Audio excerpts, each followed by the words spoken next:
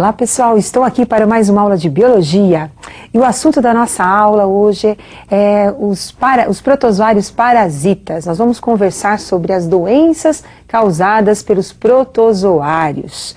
Lembrando que os protozoários são seres unicelulares eucariontes. Então vamos conversar um pouquinho mostrando para vocês a estrutura de um protozoário. Então observem, por favor, o eucarionte unicelular. Então, como exemplo, nós temos o Trypanosoma cruzi. Observem a presença do núcleo, então é uma célula eucarionte. Nós temos também a membrana ondulante do protozoário e o flagelo, a estrutura locomotora desse ser vivo. Como acabamos de ver, nós temos protozoário como o Trypanosoma cruzi, que apresenta um flagelo, uma estrutura de locomoção. Temos também protozoários como as amebas, cuja estrutura de locomoção são os pseudópodes. Temos os protozoários que apresentam cílios como estrutura de locomoção.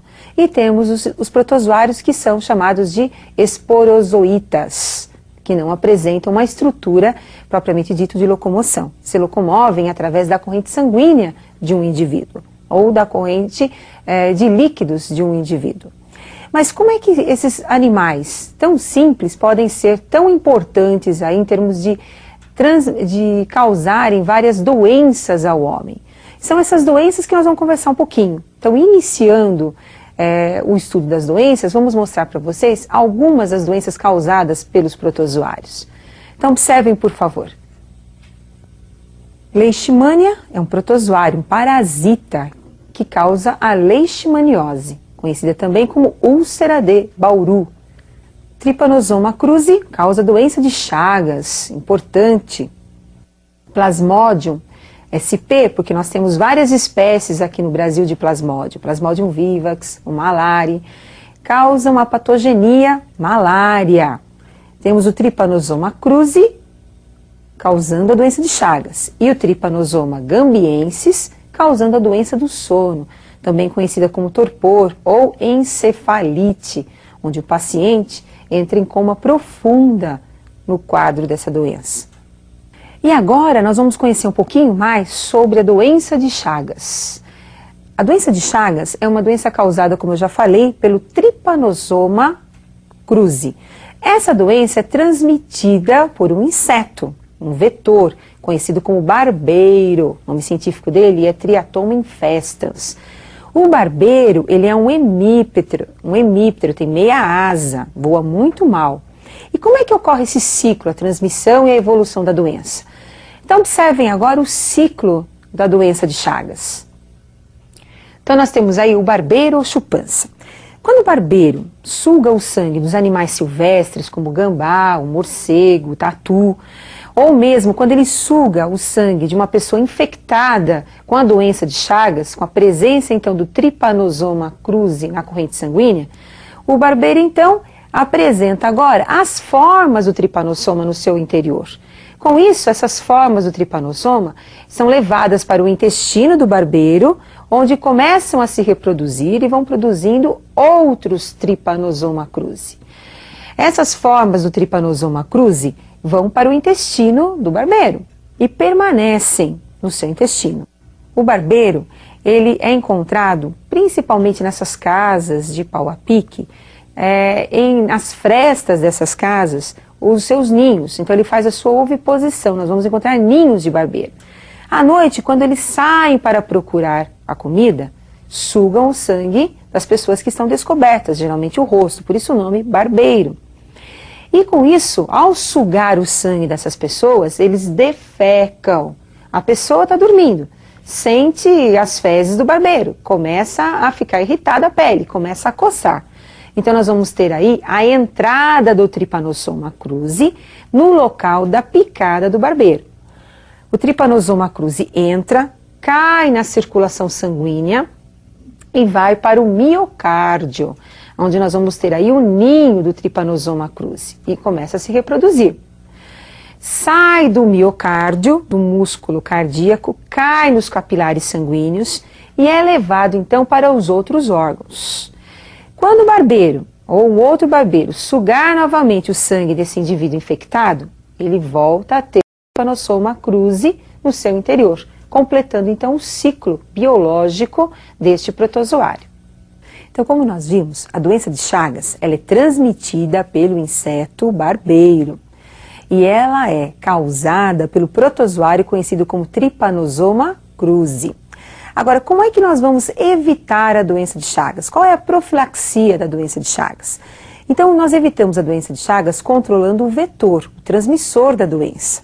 Então, nós temos que fazer um controle desse inseto. Também construindo casas de alvenaria, evitando que esses insetos façam das casas de pau a pique os seus ninhos de reprodução. Outro controle tem que ser feito com a transfusão de sangue. Pessoas que estão contaminadas com Trypanosoma cruzi não podem doar o seu sangue. Tem que ser feito um exame desse sangue, evitando a transfusão de sangue contaminado. E vamos conhecer um pouquinho mais do barbeiro. Alguns detalhes importantes aí para vocês estudarem um pouquinho mais. Observe então a estrutura do barbeiro. Então olha só, o barbeiro, como eu já falei, ele é um hemíptero, ele tem uma meia asa, voa muito mal. Esse inseto suga o sangue, se alimenta do sangue de animais silvestres, dos animais domésticos e o nosso sangue também.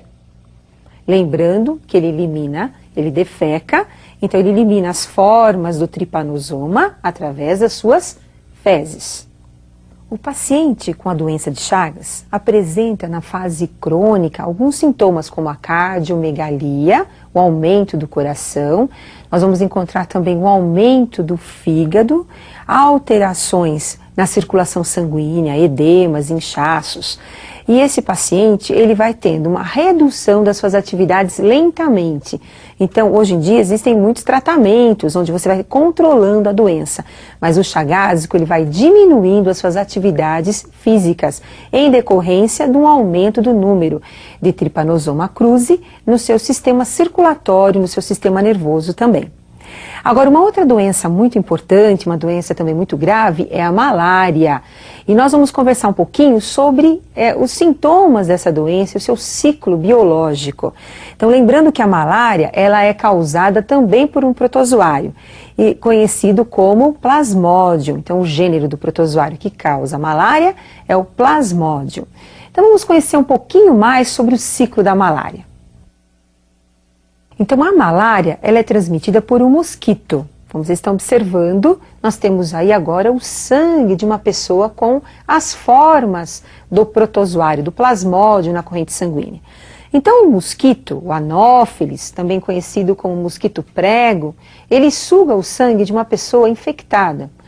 O sangue com as formas agora do protozoário cai no aparelho digestório do mosquito e vão agora formar os gametas masculino e feminino. Então, nós vamos ter agora a formação dos gametas masculino e feminino do protozoário. Reprodução, então, sexuada acontecendo no mosquito. Com a fecundação, a formação do zigoto. O zigoto agora vai se instalar no intestino do mosquito e começa a se reproduzir, formando agora as formas conhecidas como esporozoitos, como vocês estão observando. Os esporozoitos arrebentam as células do intestino, caem na circulação e vão para a saliva do mosquito. Então, pessoal, no mosquito nós temos o ciclo da reprodução sexuada do plasmódio. Não esqueçam, porque isso é importante. Então, nós falamos que o mosquito ele é considerado como um hospedeiro definitivo da malária, porque ocorre a reprodução sexuada. Agora, vamos continuar no nosso esqueminha? Quando o mosquito pica uma pessoa que não tem a doença, para sugar o sangue, ele inocula uma substância anticoagulante presente na saliva do mosquito. Essa substância presente na saliva, que é inoculada no paciente, ela está levando as formas esporozoitos ou esporozoitas para o interior do sangue da pessoa que não estava infectada, da pessoa que foi picada pelo Anopheles. Essas formas agora vão direto para os hepatócitos. Através do sangue são levadas para as células do fígado, para os hepatócitos. E lá se reproduzem de forma assexuada, formando aí os merozoítas, as formas merozoítas. Essas formas merozoítas saem agora dos hepatócitos, vão para as hemácias, que são as células sanguíneas, e também se reproduzem assexuadamente, formando novas merozoítas, que vão arrebentando as hemácias, invadindo novas hemácias. No interior das hemácias, nós vamos ter agora a formação de formas que serão posteriormente os gametas feminino e masculino. Então, pessoal, no homem nós vamos ter a reprodução assexuada. Então nós temos merozoítas invadindo as hemácias, arrebentando as hemácias, se reproduzindo de forma assexuada. Saem das hemácias, acabam de arrebentar a hemácia, invadem uma nova hemácia. Por coincidência, na hora que eles arrebentam as hemácias, você observa que ocorre o acesso malárico. O paciente tem uma febre de mais ou menos 40 graus, com uma sudorese intensa, tremores. E com isso nós vamos caracterizando a malária com o acesso malárico, que se torna repetitivo. De 48 horas em 48 horas em alguns pacientes, de 72 horas em 72 horas e também de 36 horas em 36 horas, dependendo da espécie de plasmódio que está parasitando o paciente.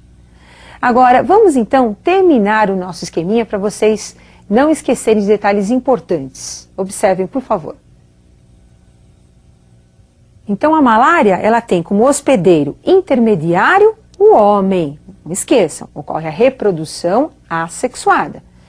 O hospedeiro definitivo é o mosquito e a transmissão ocorre através da picada do mosquito, do Anófeles.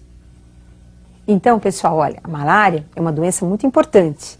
O sintoma principal é o acesso malárico. Lembrando que depende do tipo, da espécie de plasmódio que está parasitando o paciente, é que nós vamos ter aqueles intervalos, da febre, o acesso malárico. Muito bem, e eu gostaria que vocês aprofundassem um pouquinho mais sobre as doenças, as parasitoses causadas por esses protozoários. A leishmaniose também é uma parasitose importante. E eu aguardo vocês para a nossa próxima aula de biologia. Até mais, pessoal!